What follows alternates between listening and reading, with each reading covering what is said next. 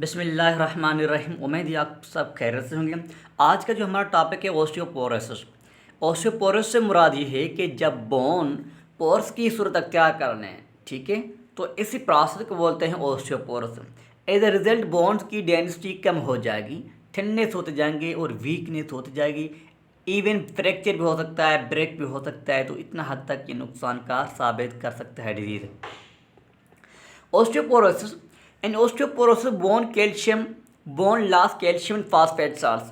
अच्छा, आपको पता है कि बोन्स की सेहत के लिए, बोन्स की हेल्थ के लिए किस किस चीज़ की ज़रूरत पड़ती है? कैल्शियम की ज़रूरत पड़ती है, विटामिन डी की ज़रूरत पड़ती है, फास्फेट साल्ट की ज़रूरत पड़ती है। जब ओस्टियोपोरोसिस में बोन्स वीक हो जाते हैं और पोर्स की सूरत अख्तियार कर लेते हैं, तो इसका ये मतलब है भाई कैल्शियम, विटामिन डी और फास्फेट साल्ट की कमी हो रही है।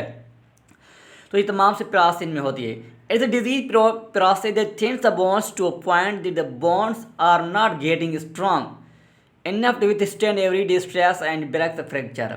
एक ऐसा प्रोसेस है जो कि दिन ब दिन जो हड्डियां हैं वो अपनी थिननेस को अचीव करते हैं, मतलब कि पतला होते जाते हैं और इतना ताकत नहीं स्ट्रांग कर लेते हैं ताकि वो अपनी मजबूती से खुद को स्ट्रांग करें।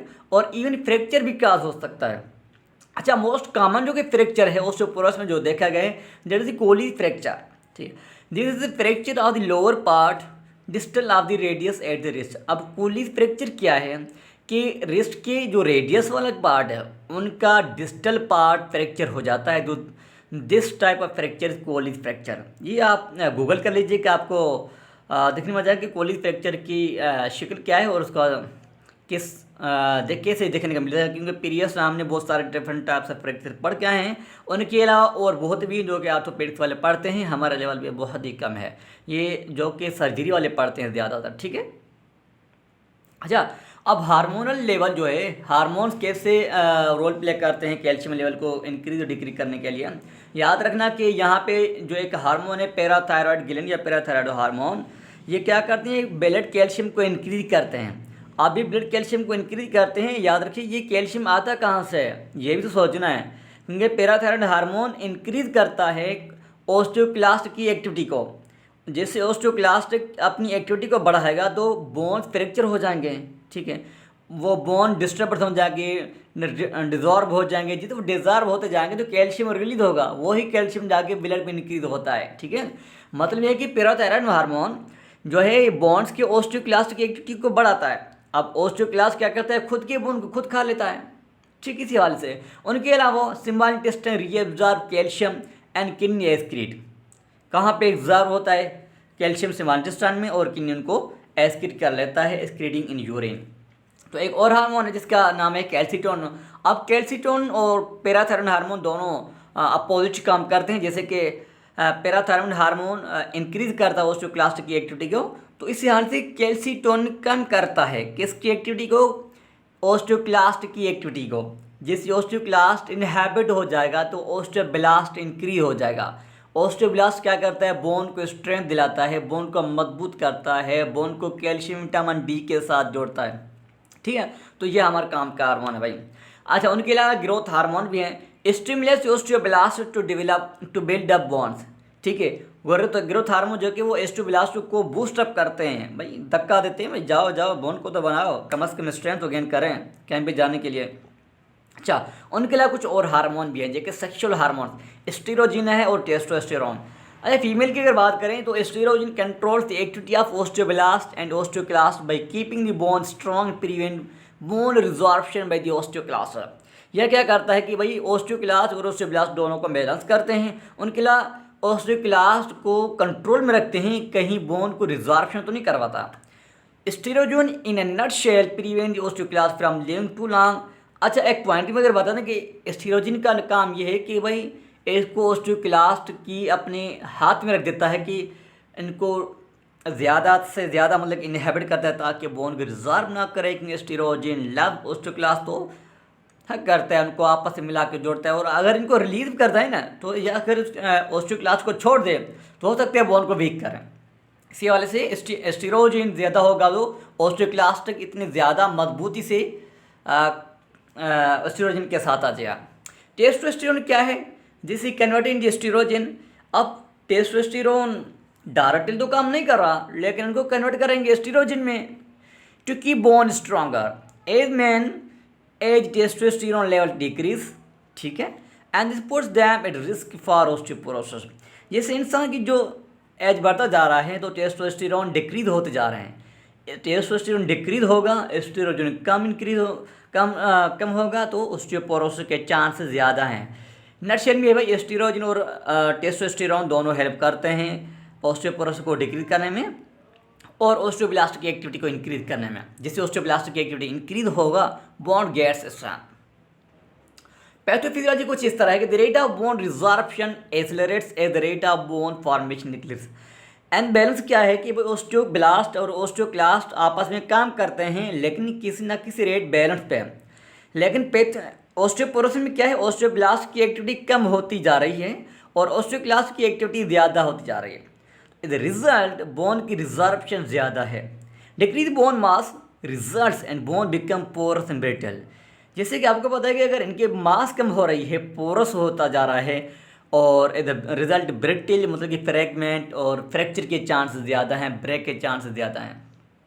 अच्छा, रिस्क फैक्टर जो कि काजेज हैं, रीजंस हैं, कौन सी वजह से ऑस्टियोपोरोसिस बढ़ता है, तो याद रखना कि इनकी जो न्यूमोनिक्स है याद रखने के लिए वो है कैल्शियम। सीशियम रदी calcium and vitamin D intake low intake है, जैसे कि जो सप्लीमेंट से मिलनी चाहिए न्यूट्रिशन वो कम है। सर एज, जैसे एज इंक्रीज होता जा रहा है तो हार्मोनल इम्बेलेंस भी ज़्यादा हो जा रही है, हार्मोन्स कम हो रही हैं। अगर हार्मोन्स कम होता जा रहा है तो इसी हाल से आपको पता है कि ऑस्टियोक्लास्ट की एक्टिविटी इंक्रीज होगा और जैसे ऑस्टियोक्लास्ट की एक्टिविटी इंक्रीज होगा बोन वीक होते जाएंगे। लाइफ स्टाइल ये है कि भाई एडिक्शन का ज़माना है तो सब कोई सिगरेट वगैरह स्मोक करता है, अल्कोहल यूज़ करते हैं, सेडेंटरी या एमोबाइल, फिजिकल एक्टिविटी कम है, स्ट्रेस ज़्यादा है। ये तमाम से चीज़ों को मॉडिफाई करना होगा और इनको इनसे परहेज़ करना होगा क्योंकि ये जो हैं ये बोन को वीक करते हैं। सीशियम एशियन या Asian women have less bone tissue than man, ठीक है भाई। इनहेरिटेड मीन्स जेनेटिक्स, जिसको ये क्या है कि किसी के खानदान में होती है, फैमिली हिस्ट्री की वजह से होती है कि भाई उनकी नस्ल दर नस्ल ऑस्टियोपोरोसिस के केस होते जा रहे हैं। अंडरवेट BMI जो कि अंडर न्यूट्रिशन में है, जिनकी BMI 19 से कम है तो उनको भी ज़्यादा से चांस है जो ऑस्टियोपोरोसिस का शिकार बन सकते हैं। वो लोग जो कि पतले हैं और स्मॉल बॉडी फ्रेम हैं, they're less bone mass and person loss it's quicker एनर्जिया, भूख के शिकार हैं। कुछ मेडिकेशन भी है, इस मेडिकेशन की वजह से ऑस्टियोपोरोसिस जन्म लेता है, जैसे कि एंटी कन्वल्सेंट्स है, ग्लूकोकार्टिकॉइड्स है, उनका इस्तेमाल मोर देन 3 मंथ्स है। तो एज ए रिजल्ट स्टिमुलेट करते हैं ऑस्टियोक्लास्ट को, डिक्रीज करते हैं ऑस्टियोब्लास्ट की एक्टिविटी को। जहाँ पे ऑस्टियोक्लास्ट होगा वहाँ पे बोन नहीं होगी, वीक होते ही जाएंगे। अच्छा, साइन सिम्टम्स क्या है, कैसे देखने को मिलेंगे, उनका भी एक एक्रोनाइम है जिसका फ्रेल। एफ से मरद फ्रैक्चर, वो कौन से फ्रैक्चर हो सकता है, हिप हो सकता है, रिस्ट, स्पाइन वगैरह, cause by normal regular activities. In case vitamin calcium कम है तो मामूली सी एक्टिविटी करने से भी थकावट होगी और पेन महसूस होगा और रेगुलर एक्टिविटी से अभी ये नॉर्मलिटी फाउंड हो सकता है। Rounding off the upper back dowager's hump spine deformity स्टूट posture, जैसे कि एक स्ट्रेट फ्रैक्चर है, एक स्ट्रेट पोस्चर है, वो अगर बिल्ट होता जाएगा, ब्लंट होता जाएगा, जैसे कि ये स्ट्रक्चर अब ये देखें यहाँ पे स्ट्रेट एक स्ट्रक्चर जी, अब वो बो के स्ट्रक्चर पर लेता है, मतलब एब नॉर्मल जो कि पोस्चर है, तो ये एब नॉर्मल पोस्चर हो सकता है। Rounding off the upper back dowager's hump उनके अलावा एसिम्प्टोमेटिक अनटिल फ्रैक्चर, यानी कोई साइन सिम्टम शो नहीं होगा जब तक फ्रैक्चर नहीं होगा, ठीक है। मतलब कि ये डिजीज़ के लिए फ्रैक्चर होना लाजमी है और फ्रैक्चर से पहले आप अपनी एहतियात ना, अगर पेशेंट एहतियात लेगा तो हो सकता है उसके प्रोसेस वो से बच सके। उनके अलावा inches of the height lost are over time since young adult, मतलब कि हाइट कम की वजह से हो सकता है।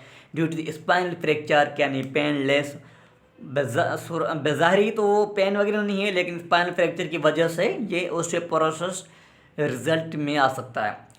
उनके अलावा लो बैक पेन, ठीक है भाई, पीछे से शदीद सुर होगा, नेक में, हिप पेन में, ऑन पल्पेशन और विथ एक्टिविटी लाइक बेंडिंग और increase stress on the bone पे जैसे एक्टिविटी या स्ट्रेस ज़्यादा हैगा तो वहाँ पे फ्रैक्चर के चांस हैं और पेन वगैरह की ज़्यादातर चांस हैं। साइन सिम्टम ऑस्टियोपोरोसिस में क्या हो सकता है, हाइट लॉस, कम हाइट की वजह से, बैक पेन है, ठीक है भाई, स्टूड पोस्चर है, bone fracture without major trauma, bone और जॉइंट पेन वगैरह वगैरह। तो ये तमाम से साइन सिम्टम हैं ओस्टियोपोरोसिस के लिए। अच्छा, टेस्ट फॉर ओस्टियोपोरोसिस, जैसे कि एज यूजुअल हर बीमारी की डायग्नोस करने के लिए कहाँ पे हिस्ट्री है, कहीं पे कोई ना कोई फिजिकल एग्जामिनेशन है, लैब रिपोर्ट्स है, रेडियोलॉजिकल रिपोर्ट्स हैं। तो इसी हवाले से ओस्टियोपोरोसिस के लिए एक्सरे भी है, एक्सरे से पता चलता है, सीटी स्कैन है, बोन डेंसिटी टेस्ट है, सेरम कैल्शियम फास्फोरस वगैरह, ये जो कि न्यूट्रिशन वगैरह है उनकी भी टेस्ट करवाए जाते हैं, और ब्लड हार्मोन वगैरह जैसे कि कैल्सीटोन और पैराथायरॉइड हार्मोन वगैरह।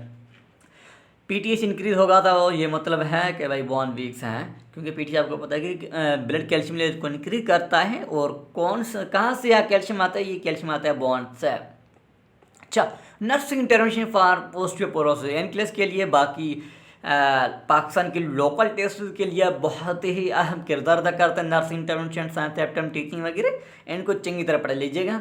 Administer and analgesic as needed, ठीक है भाई। आपका इंटेंशन ये है कि भाई डॉक्टर ने जो मेडिकेशंस प्रेस्क्राइब किए हैं तमाम से मेडिसिन आप उनको एडमिनिस्टर करें। Apply heat to relieve pain, ज़्यादा पेन है तो हीट दे दें, ठीक है, हीट थेरापी वगैरह। Provide balance diet, high nutrition such as vitamin and protein. अच्छा, क्योंकि इनकी जो मैनेजमेंट है वो न्यूट्रिशन सप्लीमेंट है, जैसे कि विटामिन डी की कमी है, कैल्शियम की कमी है, प्रोटीन की कमी है और फास्फेट साल्ट की कमी, तो ये तमाम सी चीज़ों को उस न्यूट्रिशन के हिसाब से प्रोवाइड करें और एजुकेट करेंगे वो न्यूट्रिशन वगैरह यूज़ करें जिसमें विटामिन डी और कैल्शियम ज़्यादा हो। Encourage activity perform room exercise, range of motion के ज़्यादातर आप उनको फिजियोथेरापिस्ट के मुताबिक, अगर आपके हॉस्पिटल में फिजियोथेरापिस्ट हैं तो आप उनको कॉल करें, वरना आप अपनी नॉलेज के मुताबिक और कंसल्टेंट के मुताबिक उनको एक्सरसाइज वगैरह करवाएं। Weight bearing exercise help increase bone mass, injury prevention strategies, आप उनको बोलें कि एक्सरसाइज करें, जैसे कि जिम वगैरह में वेट बियर किया जाता है, तो इसी वजह से बोन की मास इंक्रीज होता है और इंजरी के बहुत ही कम चांसेस हैं। ओस्टियोपोरोसिस किस तरह प्रिवेंट कर सकते हैं? न्यूट्रिशन जैसे कैल्शियम और विटामिन डी सप्लीमेंट, एक्सरसाइज बोलो, डेली रूटीन एक्सरसाइज वगैरह। हैबिट्स में तमाम से जो कि ख़राब चीज़ें हैं, ख़राब आदतें हैं, उनको अवॉइड करें, जैसे कि अल्कोहल हो गया, स्मोकिंग हो गया, इन चीज़ों को। और अपने डॉक्टर से दिन ब दिन रूटीनली कंसल्टिंग करें तो अच्छा है। सप्लीमेंट वगैरह, विटामिन डी वगैरह तमाम से चीज़ें लें। ये तो हमारे पास ओस्टियोपोरोसिस शायद हाँ यहाँ पे खत्म नहीं। मेडिकेशन फॉर ओस्टियोपोरोसिस ये है कैल्शियम विटामिन डी सप्लीमेंट्स, जैसे कि कॉल्ड्री वगैरह और विटामिन डी के इंजेक्शन्स आते हैं, वो भी ओरली तमाम से चीज़ देने होते हैं। हार्मोनल रिप्लेसमेंट थेरापी, जैसे कि एस्ट्रोजन कम है, टेस्टोस्टेरोन कम है, तो उसी हवाले से रिप्लेसमेंट थेरापी का भी माशाल्लाह से ये टेक्नोलॉजी इस्तेमाल करते हैं और एडवांस थेरापी वगैरह है तो ये यूज़ किया जाता है। तो ये था हमारे पास ओस्टियोपोरोसिस भाई, तो इनको यहीं पे ऐड कर लेते हैं। Thank you.